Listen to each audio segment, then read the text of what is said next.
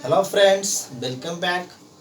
I'm Sanjeev sir from SK English classes. Friends, if you are new on my YouTube channel, please subscribe my channel and press the bell icon for the notification.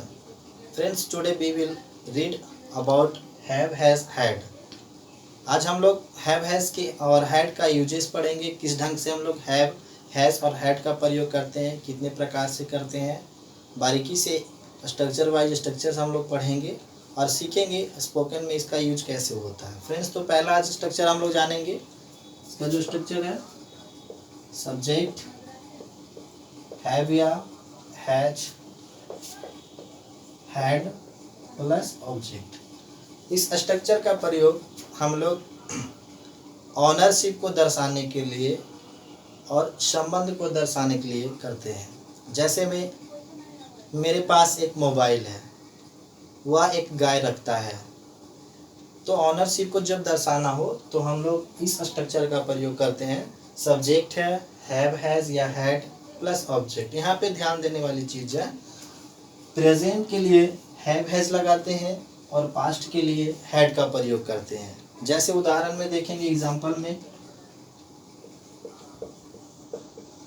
तुम्हारे पास एक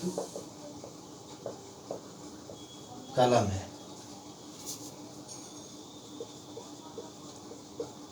उसके पास एक car थी। ये देखिए, यहाँ पे पहला जो एग्जाम्पल है वो प्रेजेंट से रिलेटेड है, दर्शा रहा है कि तुम्हारे पास एक कलम है, मतलब अभी वर्तमान में आपके पास एक कलम है। और दूसरा सेंटेंस जो है वो दर्शा रहा है उसके पास एक कार थी, मतलब पहले थी अभी नहीं है। तो ऐसी स्थिति में जब था थे थी आपका सेंटेंस के अंत में रहेगा तो क्या करेंगे, हैड लगा देंगे। और जब है लगा हुआ रहेगा तो आपको हैव या हैज सब्जेक्ट के अनुसार चुन लेना है। तो देखते हैं हम। सबसे पहले स्ट्रक्चर में आपका है योर, दैट मीन्स यू। अब यहाँ प्रेजेंट में तो यू फॉलो करता है हैव को, लगा देंगे हैव। और उसके बाद आपका ऑब्जेक्ट, तो ऑब्जेक्ट में यहाँ पे एक कलम है तो लिखेंगे a pen, that's all. And second sentence में देखिए क्या है, उसके पास ही या सी लगा सकते हैं और ये पास्ट से थी है तो आप इसके साथ में लगाएंगे हैड। एंड ऑब्जेक्ट में आपको लिख देना है एक कार। ओके, तो इस तरह से आप बहुत सारे सेंटेंस बना सकते हैं, बोलने के लिए प्रैक्टिस कर सकते हैं। मेरे पास धन है, आई हैव वेल्थ। तुम्हारे पास नॉलेज है, यू हैव नॉलेज। तो इस तरह से आप प्रैक्टिस करें घर में और बोलने के लिए सीखें। अब अगला स्ट्रक्चर पे चलते हैं, देखते हैं सेकेंड यूज में कैसे इसका होता है। फ्रेंड्स, शेयर करें अपने फ्रेंड्स के साथ में। सेकेंड स्ट्रक्चर है सब्जेक्ट हैव या हैज या had plus two V1 and object. यहाँ पे स्ट्रक्चर चेंज है, वहाँ था आपका हैव हैज हैड के जस्ट बाद आपका ऑब्जेक्ट आया था, यहाँ पे इन्फिनिटिव आ रहा है। टू प्लस वर्ब का पहला रूप है एंड ऑब्जेक्ट है, तो यहाँ इसका जो सेंस होगा वो सेंस रहेगा इस ढंग से। बाध्यता अनिवार्यता को दर्शाने के लिए हम लोग हैज हैव और हैड के साथ में हम लोग टू का प्रयोग करते हैं। जैसे मुझे पढ़ाना पड़ता है, ये हमारी आवश्यकता है। तुम्हें स्कूल जाना पड़ता है, ये आप अनिवार्यता है। अब देखिए क्या है, बाध्यता क्या है। जैसे सुबह में उठने का मन नहीं करता है लेकिन माँ ज़बरदस्ती उठाती है, तो ये हुआ बाध्यता। जैसे मुझे सुबह उठना पड़ता है, ये बाध्यता है। तो ऐसे सेंटेंस को जब आप ट्रांसलेट करना चाहेंगे तो क्या करना है, सबसे पहले सब्जेक्ट लगाएंगे हैव या हैज़ या had, to V1 plus object लगा देंगे। हैव हैज़ और हैड के बारे में भी हमने बताया था, पास्ट से रिलेटेड रहेगा तो हैड लगाना है और प्रेजेंट से रहेगा तो हैव या हैज लगा देंगे। तो सेंटेंस से समझते हैं कैसे हम इसका यूज करेंगे। मुझे अंग्रेजी पढ़ाना पड़ता है। एक और इस तरह का सेंटेंस रहेगा, अंग्रेजी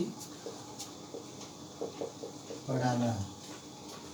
ओके, तो आप इस तरह से प्रैक्टिस करिए और सेंटेंस बनाने का कोशिश करें कॉपी पे या फिर बाय द टंग। सबसे पहले सेंटेंस में लिखेंगे सब्जेक्ट है मुझे का, हम आई मत लिख दीजिएगा, माई नहीं होगा क्योंकि सब्जेक्ट के रूप में हम मुझे है तो आई लगाएंगे। आई के साथ हैव लगा देना है और 2 + V1 पढ़ाना हो गया आपका, to teach English.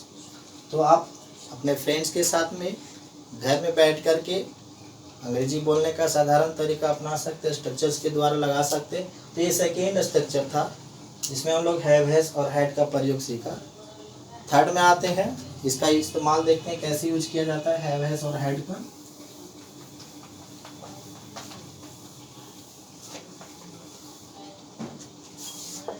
Friends, subject होगा हैव, हैज या हैड, V3 प्लस ऑब्जेक्ट। यह जो होता है परफेक्ट के लिए होता है। प्रेजेंट परफेक्ट के साथ हैव, हैज लगाएंगे, पास्ट परफेक्ट के साथ में हैड लगाएंगे और इसका अंत होगा चुका है, चुकी है या चुका था, चुकी थी। तो आप इसे प्रेजेंट परफेक्ट टेंस कर सकते हैं। हैड जब आएगा तो पास्ट परफेक्ट टेंस के लिए यूज होता है। जैसे भारत मैच जीत चुका है, हम लोग अंग्रेजी सीख चुके हैं, शाम हो चुका है। तो इस तरह का सेंटेंस जब भी अनुवाद करेंगे, ट्रांसलेट करेंगे, तो सब्जेक्ट हैव या हैज, हैड प्लस V3 लगाएंगे।